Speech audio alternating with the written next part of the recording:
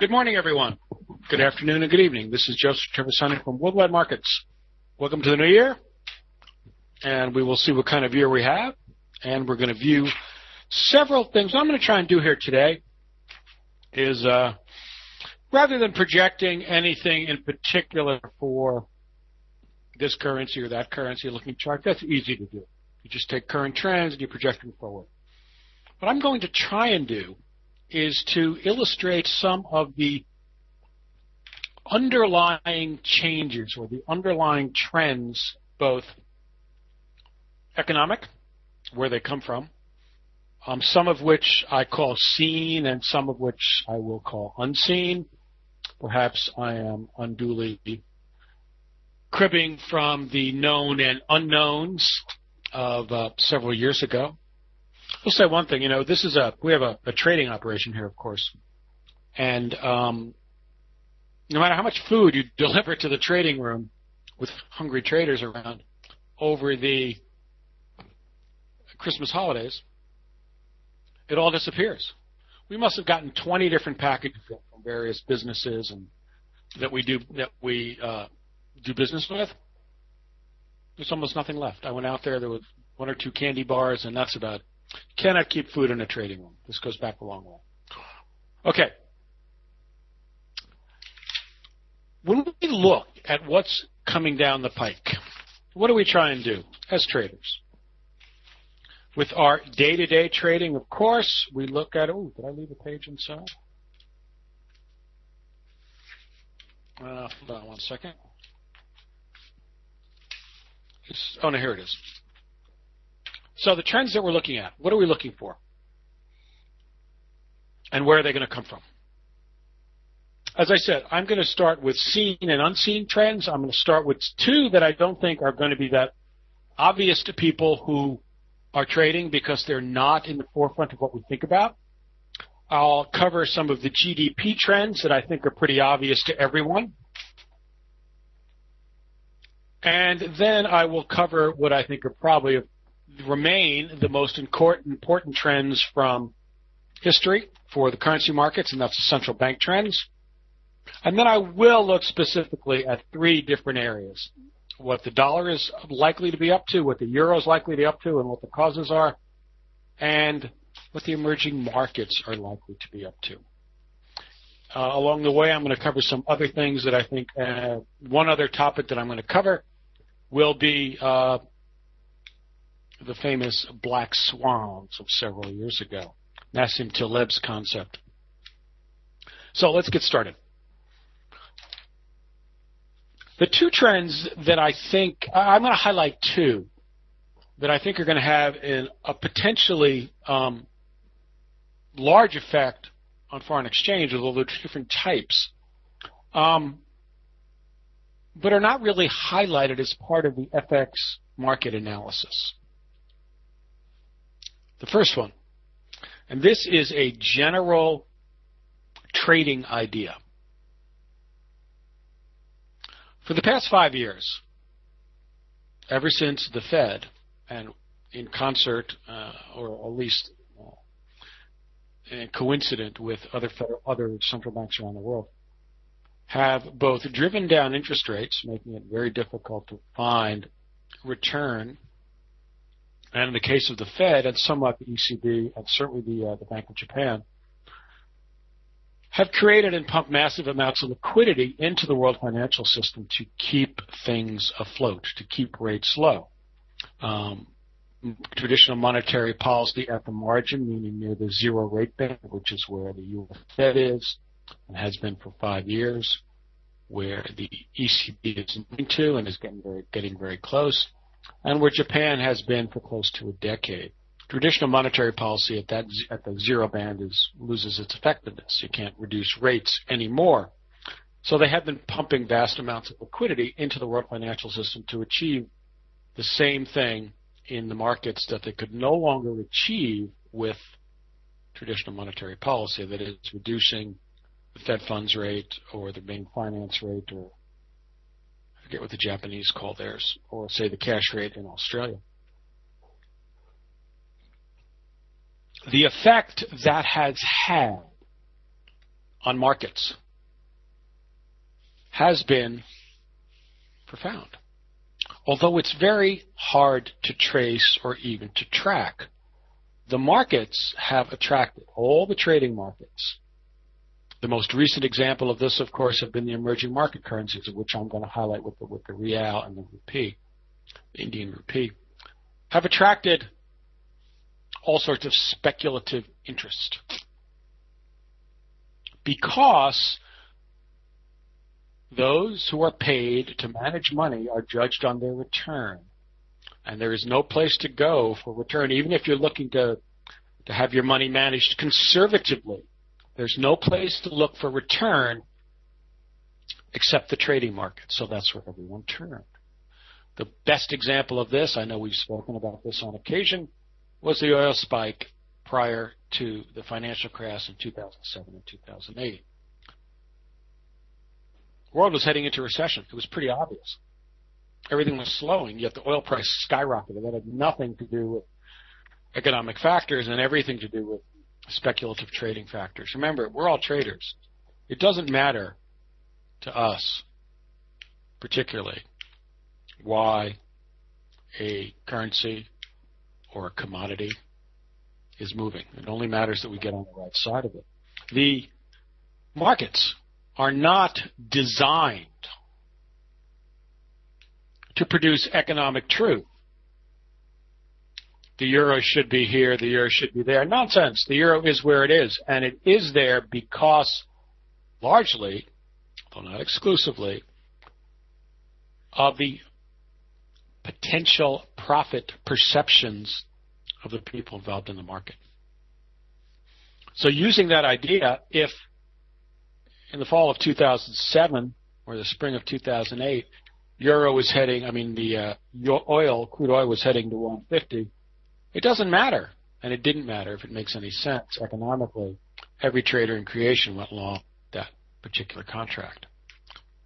This has had probably less effect specifically in the currency markets than in other markets, because this was always the nature of the currency markets. They've always been in my mind, the purest of the trading markets, because 90% plus of involvement in the currency markets is trading profits. It's speculative positioning, looking to make trading profits.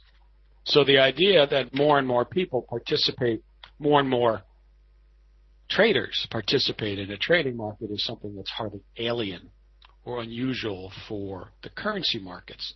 But that's not the case, to the same degree at least, to some of the other markets, to the commodity markets and to other things like that. So one trend I think that is, and the sponsor of this greater interest in currency markets has been the twofold, and both of them are central bank based.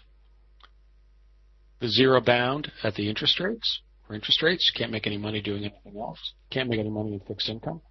And two, the liquidity the banks have put into the world. This has started to change. And it started to change from, and this is another black swan that I'm going to talk about in a minute.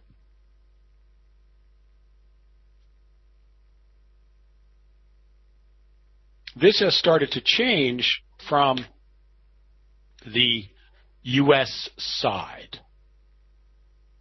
You know, I wrote a column in concert with almost everybody else in the markets back before the September 18th FOMC meeting, when everybody in creation, including myself, expected the Fed to begin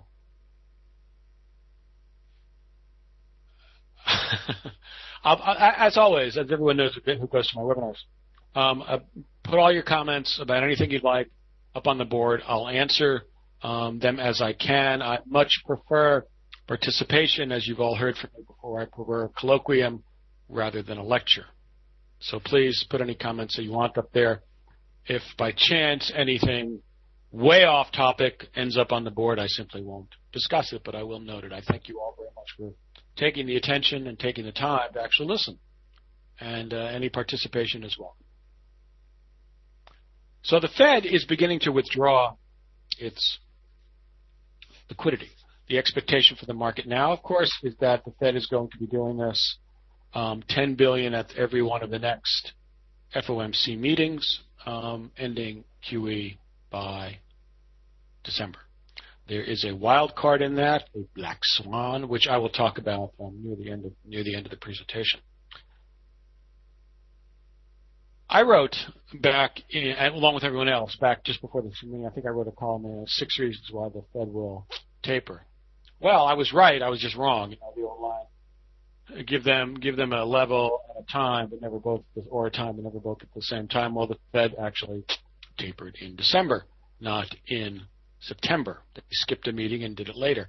One of the reasons I put forth, along with everyone else, there's nothing unique about this analysis, at the time, was that Mr. Bernanke will forever be associated historically, and he is a historical figure, with quantitative easing, and that he would want to write the end to that the best he could, since he'll be out of office at the end of this month, before he leaves. And that definitely turned out to be the case. Now, you can also say that the economy looks a bit better now than it did in September. That's probably true, but not a whole lot. We'll get non-farm payrolls, which seems to be the main touchstone these days, on Friday. But there really isn't that much of an improvement.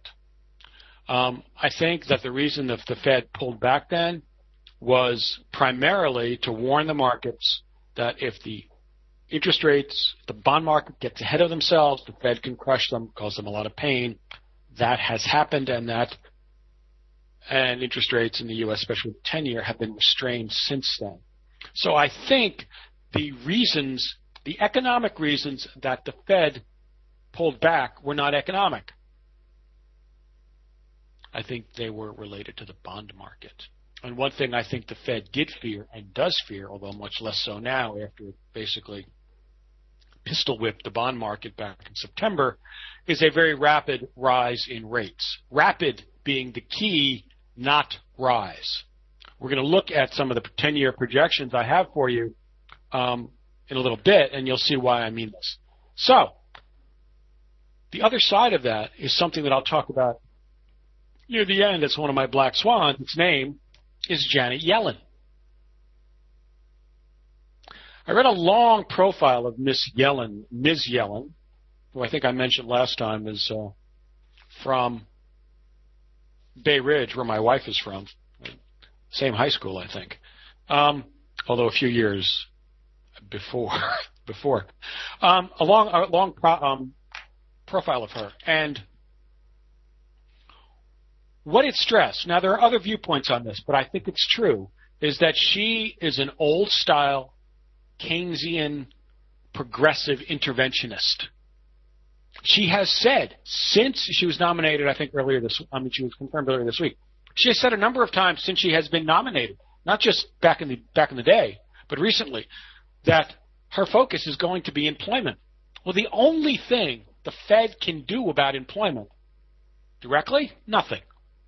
But the only thing it can do is attempt to keep rates as low as possible. Well, where are we with that? The Fed's current tool, the Fed's current monetary tool, is quantitative easing. That term seems, I kind of notice what people write, and that term, and they talk about in public, all these commentators, and God knows there are many of them, and that term seems to have fallen out of usage. No one is really using quantitative easing anymore, so I feel that it's my duty to continue to use it. That is Fed monetary policy. And it's quite possible that Ms. Yellen will, in an attempt to focus on unemployment, do the only thing that the Fed can do, that is drive rates back down. Now, I am not alone in this. There is a well-known commentator here in the United States, a man named Doug Cass, K-A-S-S, excuse me, who I think runs a investment partnership, I think, called Seabreeze Partners. He's very famous and a very engaging writer. His view, and I'll talk about this a bit later, is that Ms. Yellen may try to increase quantitative easing, but that's another side. So, as the market sees it now, withdrawal of quantitative easing is going to have an effect not just what we're going to look at, which of course are rates, but also on the participation in various markets. Okay, I see someone has a question. Let me take a look at it. An overnight worldwide currency reset. I don't know what that actually would be, since there is no one really governing controlling worldwide currency trading. It is essentially an unregulated market. It is national entities that control their national currencies, but they're not considered freely traded currencies, and that, of course, is the Chinese yuan as far as primary ones go. I do not believe that at all. I don't see, for two reasons. Everyone has different interests. The national currency, what we've seen lately has been a discrete, meaning nobody's talking about it, but everyone prefer to have a lower currency, a weaker currency. And the problem for that is everybody can't do it at the same time because we're all trading currencies against each other. You can't have both a lower yen and a lower dollar at the same time. You can't have a lower euro and a lower dollar at the same time. So the first reason I would hesitate strongly to give that rumor any credence is that you can't have agreement if people have competing interests. Their interests move in different direction. Second of all, I can't think of any international entity that could accomplish such an item, such an agenda. The idea that there is a supranational agreement or organization or entity out there that is unknown to the public that can do things like this is not one I give any credit to. That belongs in James Bond movies and spy thrillers and things like that. Now, I'm looking at this right here. I see a 30% devaluation of USD overnight. The havoc that would cause, first of all, the only way it could be accomplished, how could it be accomplished? Because after all, it's the markets that decide a level. It's you and I who do all the trading. So you would have to affect some type of event that I'll get to that in a second, then I'll move on. That would devalue the U.S. by a third. That would create absolute havoc in the world currency, in the world economies, and the world markets. And I don't really think it's going to happen.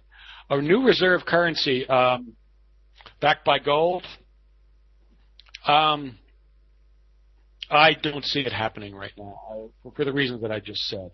Okay, let me move back to our. I'll be glad to teach. I love these kind of topics. I'm actually going to write an article about. There's nothing to apologize for from either side. After all, I control the talking here, and I decided to agree with that, so that's fine. I'm going to write an article about Bitcoin, and I'm going to deal with some of these issues. And if anyone's interested, you can find it on our website. There's nothing to apologize for. Okay, so back to where we were.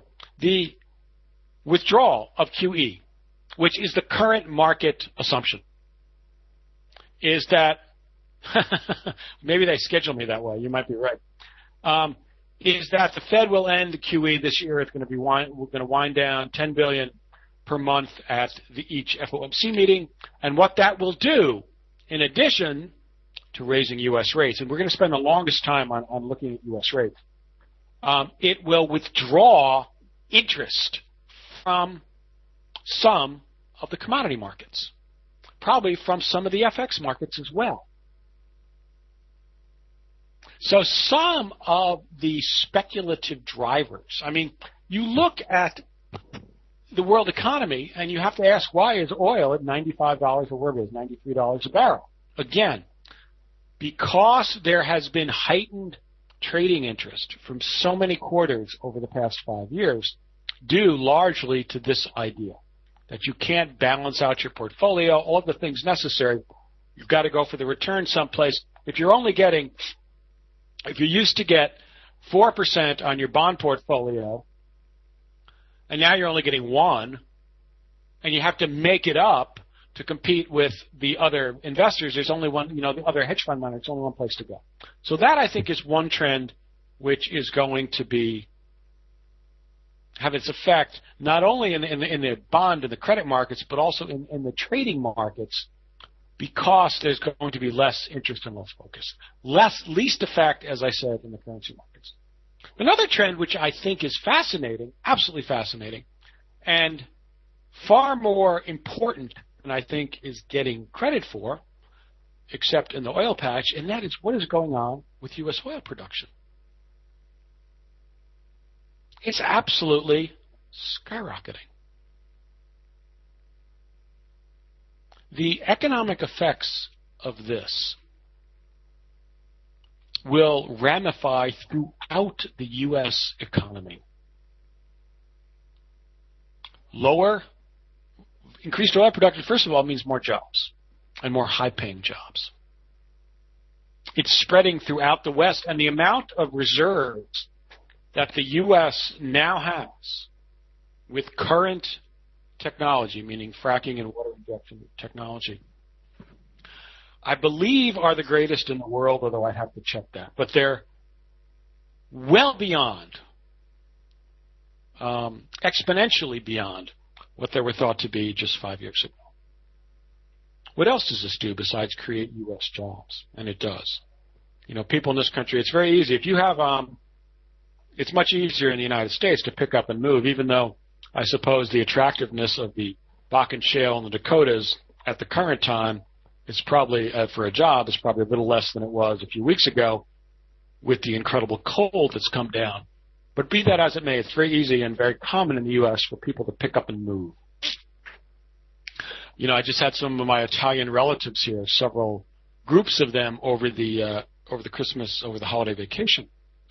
And with one of them, we went over some letters that my family has going back to the early part of the last century, written by my grandfather to my cousin's grandfather, or my cousin's grandmother, I forget exactly who it was. And these were concerning a property that my grandfather had bought in the early part of the 20th century. And these letters go on for 3 decades. It's the same property. I visited this property. It's a grove of olive trees. When my cousin came, he brought me a gallon of olive oil from the family olive trees. But the point is that this one property has stayed in the same family for now 3 or 4 generations. This is uncommon in the United States. United States, and one reason the economy is much more flexible, because people get up and move. They move where the jobs are. The economy, yeah, thank you. I know I have my warning lights in the audience, and I appreciate that. I really do. The oil boom in the United States will provide the U.S. Economy not just with jobs, but with reasons for investment here in the United States. All of the firms that have been shipping manufacturing and other jobs over the past generation overseas will be tempted, and many of them will, to bring those manufacturing jobs back home. 2 reasons. The first one is that the biggest cost for manufacturing in general is wages. The second is energy. And between the oil shale and the natural gas, U.S. will have some of the most cost-effective, and we have the best delivery structure here, the most advanced delivery structure, and the most advanced technology. And there are a lot of areas of the country with very high unemployment, much more than the general 7% sort of fantasy that the government is putting out, more like the 10 or 11% that's more real. So the U.S. economy will benefit not only from higher jobs, but from increasing manufacturing. And I think this is a trend that we're going to see over the next decade. And this is also going to help the U.S. economy. I think we're starting to see it now. Because remember, One thing that's true about China, which has been for the past 20 years, the destination of so many overseas factories from Western American and other manufacturers, labor costs and cheap currency, both are ending. There's an addition, another black swan I'm going to talk about. It's the state of Chinese finance, but I'll talk about that in a minute. Okay, so those are the two trends I would call the unseen trends that I think are happening. Let us now look at some of the seen trends. And first we're going to start, we're going to go through these very quickly because these are very obvious. U.S. GDP. Okay, let's move these out of the way. U.S. GDP. The only comparable performance to this is German GDP, which I do not have, but I do have EMU because we're talking about the currency markets behind everything else. The U.S. economy, despite everything, and I am staying far away from political discussions in D.C., on a factual basis, has performed better than probably any economy in the world, except maybe the German. And the Germans are an anomaly in the world financial and economic and manufacturing system. It doesn't seem that way because of what we're used to. Nevertheless, it is true. And the reason that this has not translated into strength of the dollar, we all know, of course, is the interest rate policies of the U.S. Federal Reserve. That's the U.S. I'm going to give you a look at the EMU. This is the EMU. Now, the U.S. is annualized. This is not. Nevertheless, you get the idea of what type of performance, and this is going to continue. I remember in the early part. Now we're going to look at some of the. We're going to look at some of the. Just want to see which chart to get up here. Okay, it's U.S. 10. Okay. So we have a recovering U.S. Remember, the unemployment rate in the EU is officially about 12%. I just had my cousins here, as I said. One of them is about my age, and one of them was and her boyfriend and her fiance were considerably younger. The considerably younger ones were coming from Brazil because there is absolutely no work in Italy for young people. Unemployment in Italy is probably about someone I think is from Britain. That is a term that hasn't been used. That's a World War II term. There is very little unemployment in Italy. They live in Sao Paulo. They don't like it. The crime in Sao Paulo is very, very high. They're moving to Argentina. But the point is, the Europeans have not been able to generate any jobs, basically, for young people. I know people who are in school forever in Spain and in other places in Europe because they cannot find any jobs. It doesn't seem like it from the U.S. point of view because of what we're used to, but the U.S. economy has performed infinitely better. And this is, again, aside from any political questions in D.C., has performed infinitely better. So we have that GDP track. The EMU is at best stalled. China, the other quarter of the world economy, as far as what we're looking at, is a big question. And I'm going to talk about that at the end, so I'm going to put it off. Although its figures show 7.5%, there are enormous questions there. Japan is getting better, but it's still essentially moribund. I went looking for a new smartphone yesterday. There's only one Japanese company there, the ones offered by the New York provider Verizon, and it's Casio, and it's not a smartphone. It's a cell phone. So that is just an indicator, not statistical, of course, of how far some of the Japanese companies have fallen behind. And what's leading? Two companies, the U.S., Apple, and the Koreans with Samsung. So this is another indicator that I don't really get any sense the Japanese economy is about to move anywhere. Okay, so those are the major trends, and these are seen trends. Everybody knows this. But don't forget it, because one thing that's true about these trends are they are beneath the surface. We all know about them. But when we do our day-to-day trading, we often ignore them. Don't. Keep them in the back of your mind, as they used to say in the markets. have a view. Well, this is the view. Why the euro is as high as it is, I'm going to talk about in a few minutes. Let me just check where the time is here, because we do not want to run out of time. So now we're back to another seed trend, and the one we pay the most attention to in these type of macro trends. And that, of course, is the relative position of rates and rate policy in the world's central banks, primarily the U.S., the European, and you could say Japan, although I don't think Japan has a great deal of importance right now. Let's look at some of the rates, and let's look at some of the rate projections. But first, we're going to look at the U.S.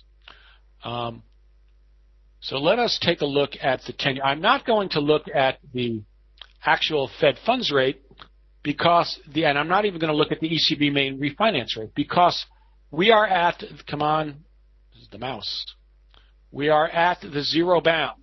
And at the zero bound, the official rates are no longer the carriers of interest rate policy. Never forget that as long as we're dealing with this current environment. It doesn't matter what the Fed says about the funds rate. The Fed has said they'll keep the Fed funds rate low forever, more or less. That doesn't matter. Because what does forever mean? Until something changes where they have to change their mind. There's no sense to it. It doesn't matter. What's really important is what the Fed is trying to do with market rates. These were the rates that were formally, if not controlled, at least indicated directionally by the Fed funds rate and movements in the Fed funds rate. So the Fed can say anything it wants. This is why I always ignore the Fed extending guidance. Nonsense. Guidance 5 years from now means nothing. Guidance 2 years from now means nothing. Keep your focus on what the Fed is saying, not saying about the Fed funds rate, but what they're doing in quantitative easing, what they're doing with that purchase program. Because what is that purchase program? It is the Fed directly going into the market and buying things, directly affecting market rates, which is not something they normally do. So that's policy. Keep that in mind. Just one sec. This is the current 10-year rate. Okay, it has moved up from May. Its historical low down at 1.63, I think it was, at the low. And these are the trend lines.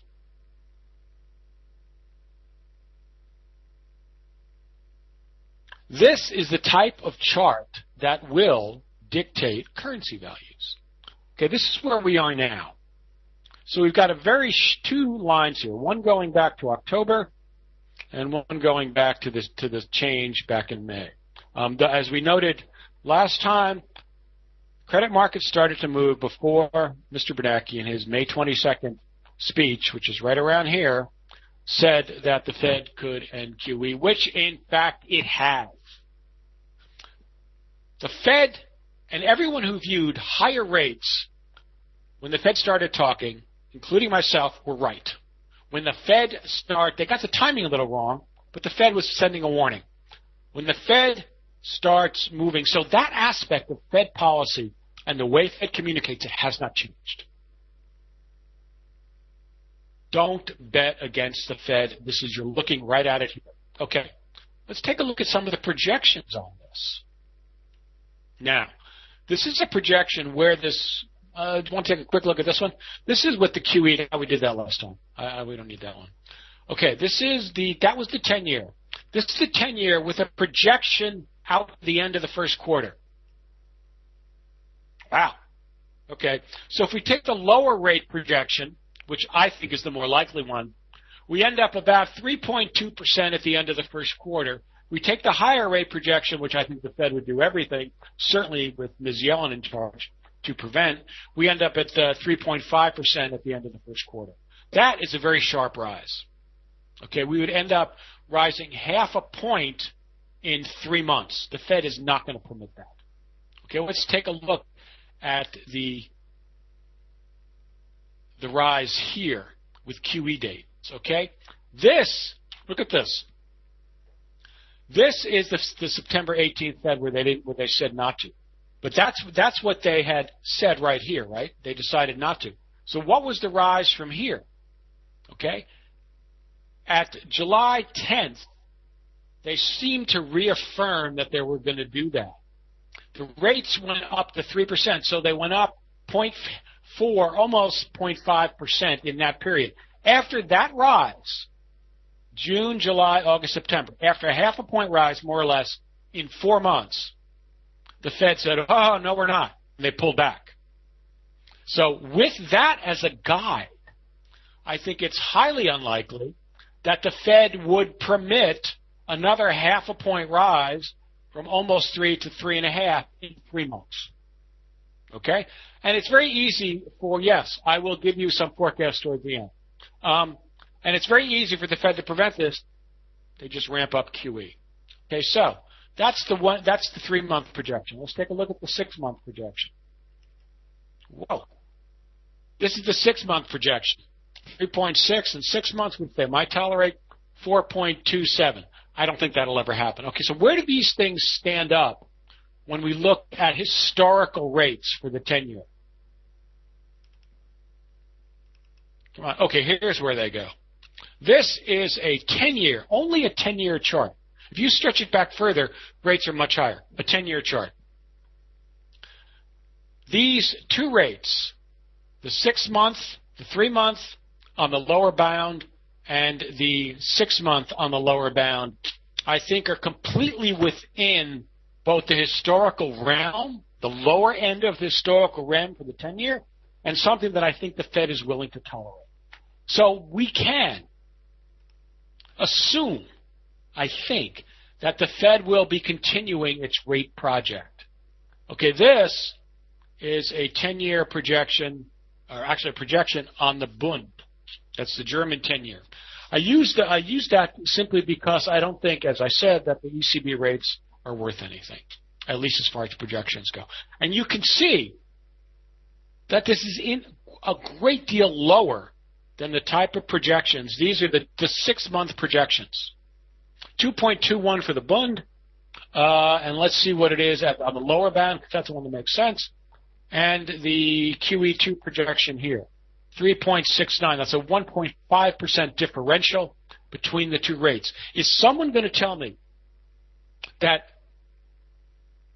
once the market is more comfortable with Ms. Yellen as chairman and the Fed's QE reduction policy, that this is not going to affect the currency markets? I think what you're seeing right now is a lot of awareness and wariness based on the Fed's recent policy to sell the euro, because after all, nobody quite knows what Ms. Yellen is going to do. She could come in and say, as I said earlier, and there is the possibility, certainly her history gives it, so the markets are wary that she may affect a change in policy, if not with Mr. Cass, that she's going to increase QE or try to, but at least slow down slow down the reduction. So that, I think, is stalling the adjustment in both the euro and the dollar. Okay. So, before we run out of time, let's deal with some of these things, okay? Now, let me put up another chart. Just hold on a second. Okay. The other thing I wanted to talk about were the real and the emerging markets. This is another area that I want to deal with. We now have dealt with the dollar and the euro. Now remember, one other thing is about central bank policy. The Fed, whatever the timing of this change, and you should not get lost in the day-to-day back and forth. Let's put up the U.S. 10-year again, and we'll talk for 1 second about the real. Put up the 10-year again, okay? This is the 10-year on the historical. Now let's not use that one. Let's use this one, the 10-year with the projection. Okay? No. Sorry. Here it is, this one. This one right here. Okay? With all this back and forth here, it's very easy to get lost in what the Fed is actually accomplishing, what the Fed is doing, and what it intends. The Fed and I focus on the Fed because for the past 5 years, the Fed has been not only the driver of U.S. monetary policy, of course, and to a great degree U.S. economic policy, because there's very little coming out of D.C. that's worth anything, but the world.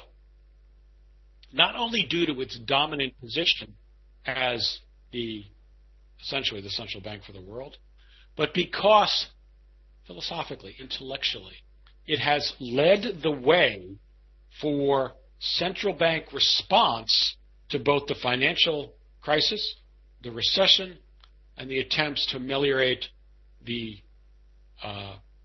conditions that resulted from it. The ECB was dead set against doing what it has now moved to do. The Bank of Japan did nothing until Abe was elected prime minister. Both of them have adopted the Fed's intellectual approach translated into actual monetary policy. So, do not let yourself be swayed by the day-to-day. When the Fed first talked about quantitative easing, the rates were around 2%. They're now 3%. The Fed has done what it said it would do. Do not mistake that. Okay, this is the real. You know, it's easier to get a sense, I think, of what the dollar is up to and what the dollar is likely to be up to by looking at some of these currencies than it is looking at the euro. The euro has let's put it this way. The people who trade, when you look at the euro, you're looking at a overly analyzed relationship. Too much time, I think, is wasted on speculation about what the ECB is going to do and what the Fed is going to do. You looked at that last chart. There isn't any question about what the Fed's doing. It's right there in front of us. And what's going to happen? At the next meeting, at the end of where are we? 47. Good. At the end of for the next meeting, the end of June. I think it's June 28 and 29 or 29 and 30. The last meeting, Mr. Bernanke will be chairman. There's going to be endless speculation, caterwauling. Everybody's got an opinion. I'm going to write something. I probably will too, about whether the Fed's going to do another 10 billion. It doesn't matter. In the long run, it doesn't matter. The Fed has told you what they're going to do. And if they don't do it at this meeting, yes, there'll be a reaction in the market. But unless the economy worsens perceptibly, or Ms. Yellen has far more sway and is far more ideological than I think she is, it won't matter. The direction is set. The Fed's analysis determined that direction.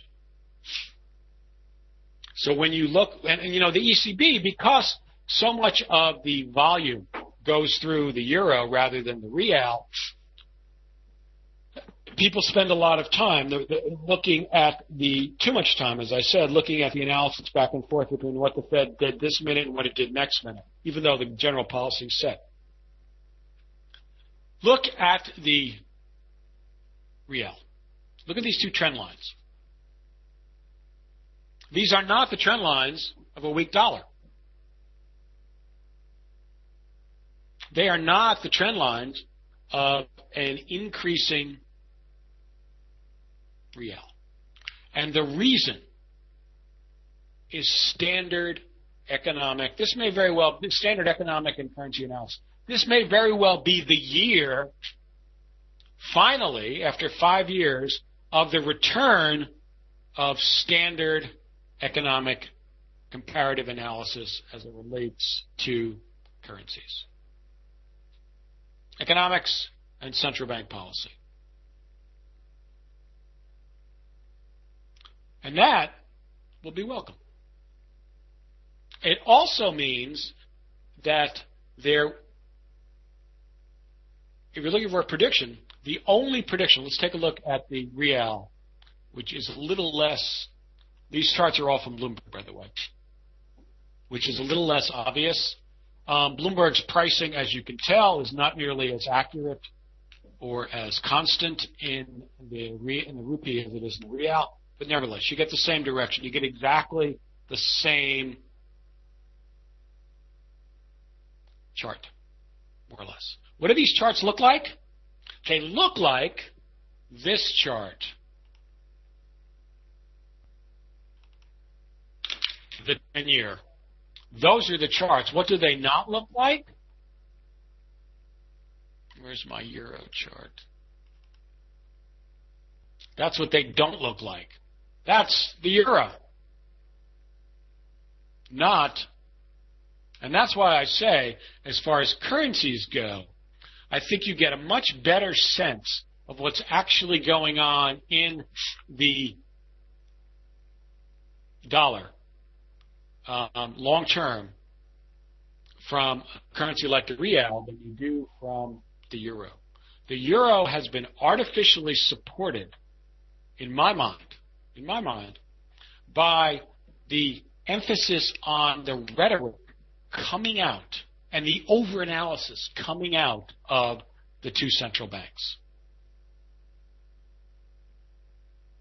If you step back and you compare the economies, you compare the policies, the central bank in Europe is trying to come up with ways to increase liquidity. The U.S. central bank is reducing liquidity. And the difference between this chart and the real chart has been the deliberate attempt by the U.S. Federal Bank, I feel, to block movement in the markets that it thinks will be detrimental, not in the dollar, but in the credit markets that it thinks will be detrimental to the economy. Normally, and that's why it was such a shock, the Fed does not announce a policy and then pull back on it a few months later. That's not the way things happen. What do you want to say over Mr. Bernanke? His flexibility in approaching central bank policy has been unheard of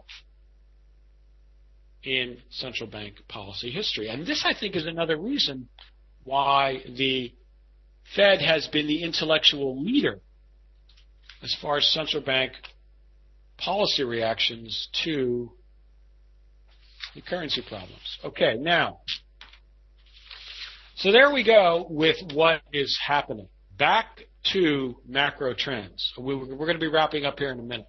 I thank the people for participating. The key, I think, for trends are the two I mentioned earlier. And again, it's back. I'm going to deal with the black swans in 1 second. It is moving back to a more traditional type of analysis because we are going to.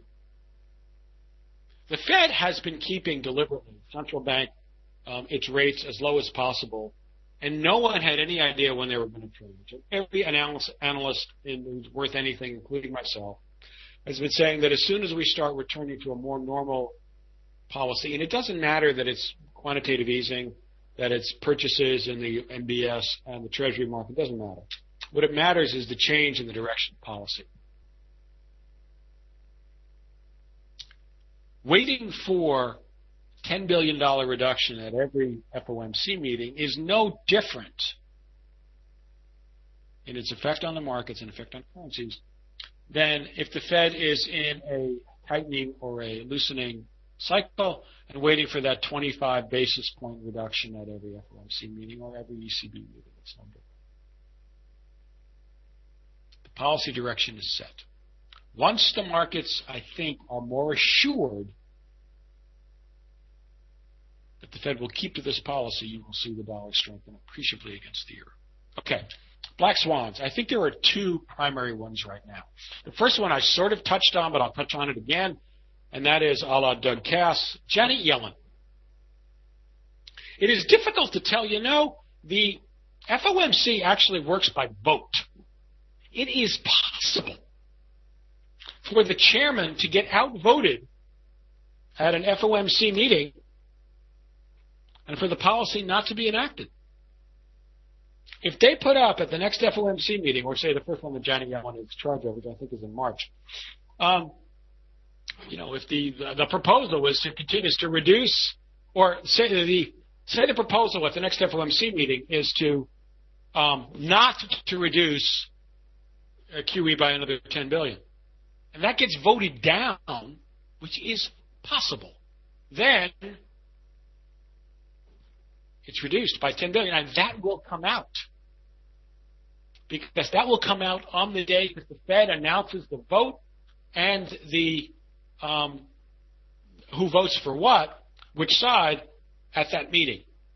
They don't wait till the notes come out about the meeting, till the transcript is out about the meeting, about the discussion. It comes out at that time, so it is possible. So that, I think, is probably the biggest and the most direct and the most immediate. It's not quite a black swan, because black swans mean that you don't know it's coming, basically. And this one, we do know it's coming.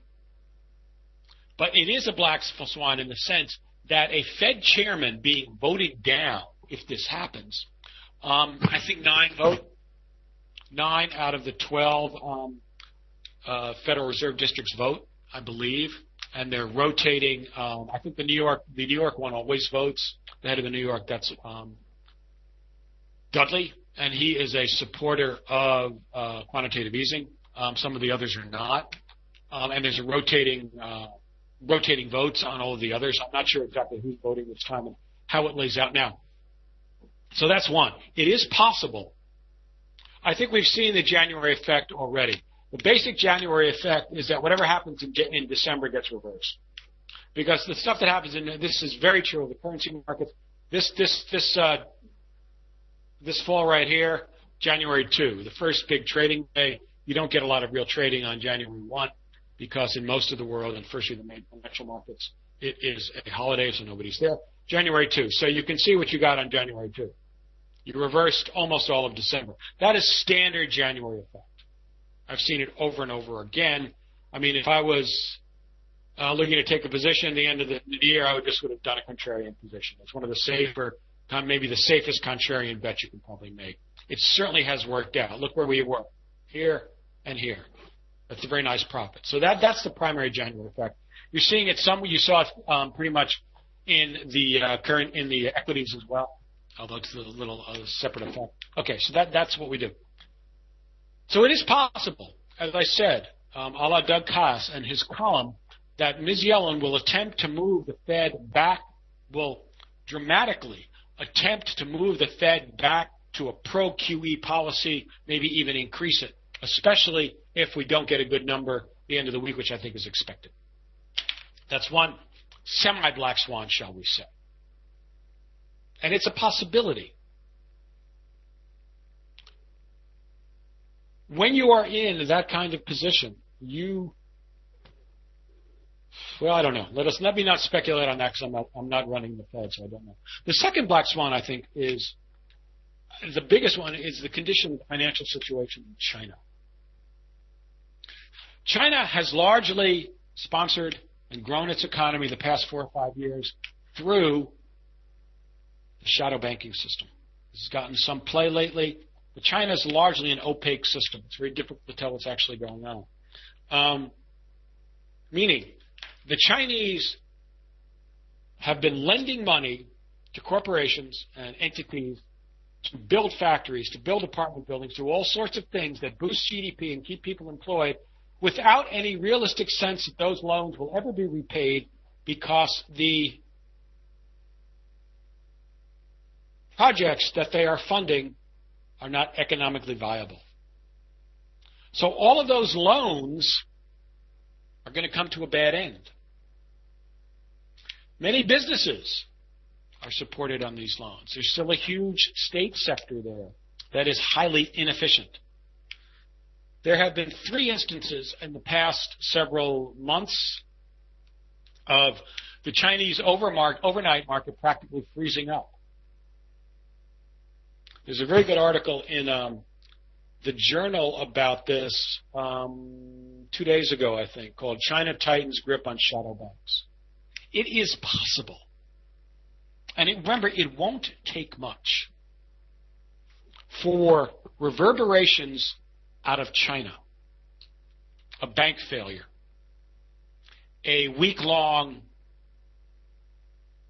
liquidity crunch in the overnight markets, to send enormous tremors around the world financial system.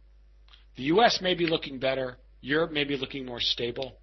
But the idea, and but what we forget is that much of the financial detritus of the crisis is still around on many banks. European banks are undercapitalized. U.S. banks are in better shape. Chinese banks, many of the shadow system, could collapse without this overnight funding. So the idea that there is a much more robust system, while in some ways it's true, in many ways it's not. And so that, I think, is the primary second potential black swan that will haunt the world economy, I think, for the year ahead. Of course, there are always the potential, which have now been with us for more than a decade, of terrorist attacks, and the Middle East and its politics has certainly gotten worse and not better over the past year. But that's a diffuse threat in the sense that it could happen in many, many places, and it's hardly a black swan. And I think, frankly, that unless it was something very dramatic, such as a successful attack on Saudi Arabia's oil field or something like that, that we have seen so much of this over the past 10 years, that its actual effect on the world economy would be muted, or at least muted as compared to what has gone in the past. The other response to this would be one we all know and have seen many times. The response to any of these potential black swans, except the potential Yellen one, would be a flight to the dollar.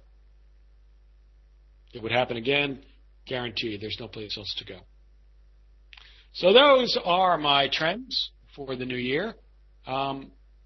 Remember, keep your eye and your background. You mean the Indonesian rupiah? I would say that the rupiah, as with all of the Indian, I think all of the emerging markets are going to decline, and their currencies are going to decline over the next 6 to 8 months. And the reason, I think, would be very simple. I expect the dollar to rise. Unless, as I said, Ms. Yellen, I don't actually have a specific level for it for you, but I think that you're looking at a strengthening dollar. The last thing that's holding up this progress, is the euro. When the euro, because the euro is the biggest trading pair, the euro dollar.